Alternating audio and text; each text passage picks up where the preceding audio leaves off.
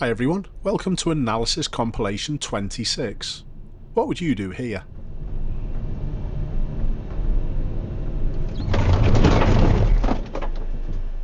Probably not that.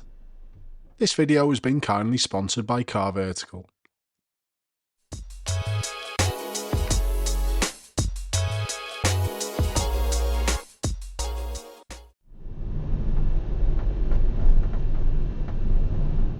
Even from here we can see the vehicle on the left is indicating, and this isn't just when it starts. It's actually been on for the entirety of the clip. And if we add in the other factors like the vehicle parked on the opposite carriageway, we can see why this vehicle needs to swing so wide to be able to get round. This is obviously only an assumption because we don't see the vehicle on the left hand side complete its U-turn. But why else would they be positioning there with the right signal on? And now there's even more danger. The brake lights going off are showing us that this vehicle on the left is probably going to move after the last oncoming vehicle, but my viewer continues into the space.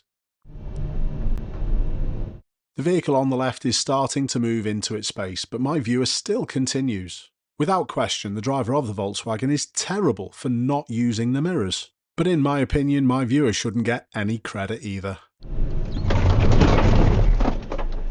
For me, they are two very basic mistakes that I wouldn't expect my pupils to make. Do you think I'm being unreasonable here and expecting too much? I don't think so. Last point is this: how would you expect the insurance to view this?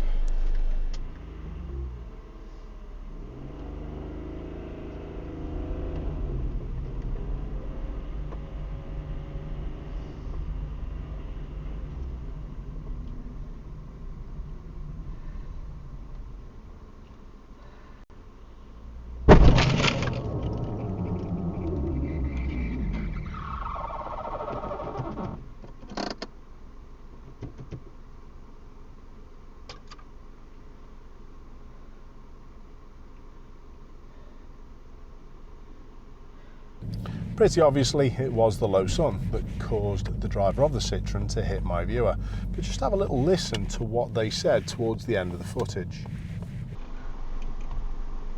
You alright? Just a bit. Sorry.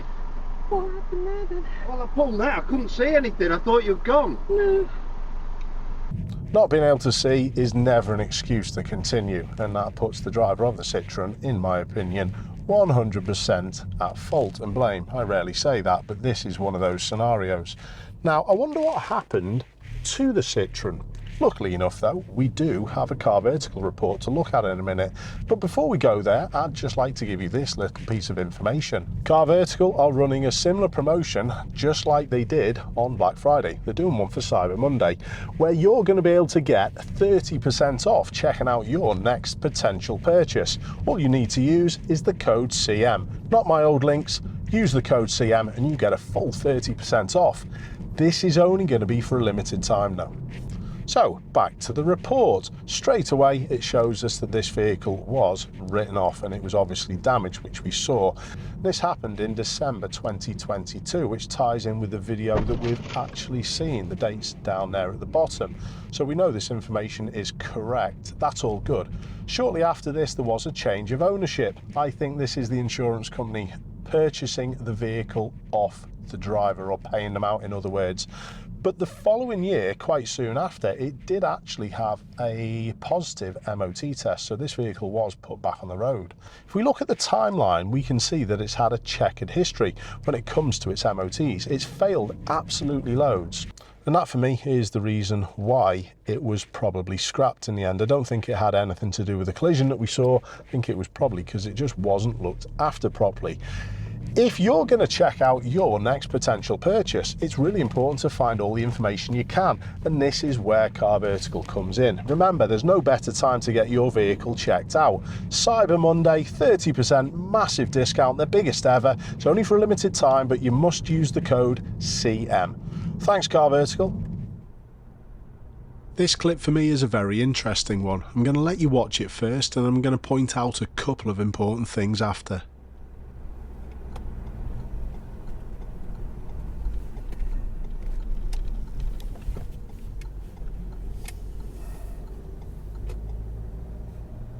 Watch out! Get hell. Obviously a terrible emerge, and my viewer did a pretty good job in avoiding it. They could have done a little more, but what was the biggest factor in that car emerging from the side street? Listen very carefully for the indicator.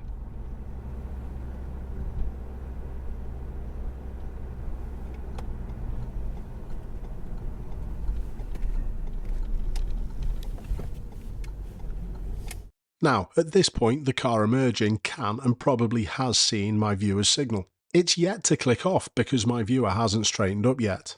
Many poor motorists do just fixate on people signalling, and they don't actually look at what the other driver's doing, and this is the big mistake that the driver emerging makes. I think quite shortly they will look left to make sure it is still clear there, and then they start to move. I also think my viewer, if they're good enough, should be able to suss out this potential problem and be ready to slow. I also think this is quite an advanced skill, so I wouldn't blame anyone if they didn't do it. This is only a couple of frames after the signal has clicked off, and my viewer's only about 15 metres away, about 3 or 4 car lengths. Watch out! Get hell. My challenge to everyone is, first of all, don't just rely on people's signals, and second thing, are you good enough to work out a situation similar to this and be ready for it? This is probably the quickest and easiest piece of analysis I'll do in a long while. With all the videos I've been putting out recently, this is dead straightforward. Try and drive wherever possible with a pocket of space next to you, or in other words in a staggered formation. This doesn't happen here, and this is why there's a crash.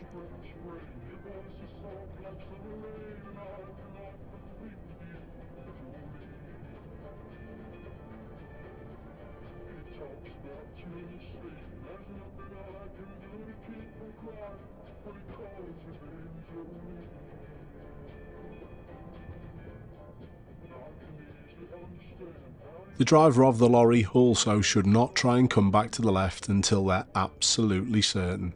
Shaking my head in disbelief. I think my viewer's a little triggered that this vehicle pulls out in front. Contact's obviously made, but that's the end of the footage. Some people close space down when someone pulls out in front of them, and I think it's because they want to make that other person feel as though it's a bigger mistake than it is. There's a reasonable gap and the other car takes the space. Has my viewer seen the vehicle in front of the white car that's just pulled out already with the brake lights on and the queue in traffic further up, or have they just target fixated on the vehicle emerging? In any case, what they needed to do now was increase the gap, not close it down, and it's this that causes the collision.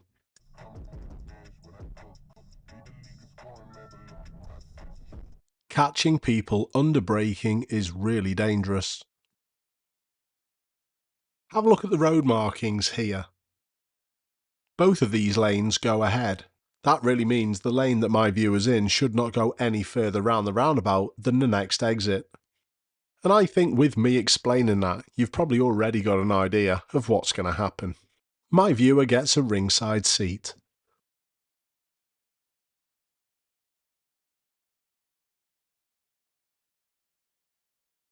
The driving from the BMW was also very poor. There's no way I would have got myself in that situation. Again, a staggered formation would have easily fixed that.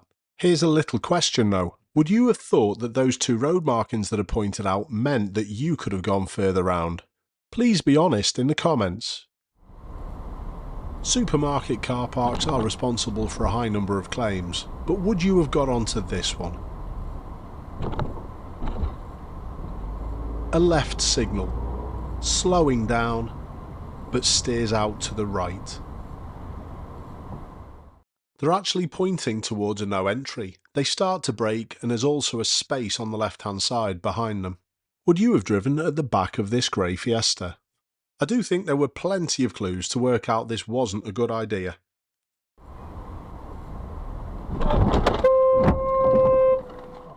Obviously not a good reverse from the Fiesta driver either. I hope you picked up one or two little tips from this video. Keep safe everyone, I'll see you soon.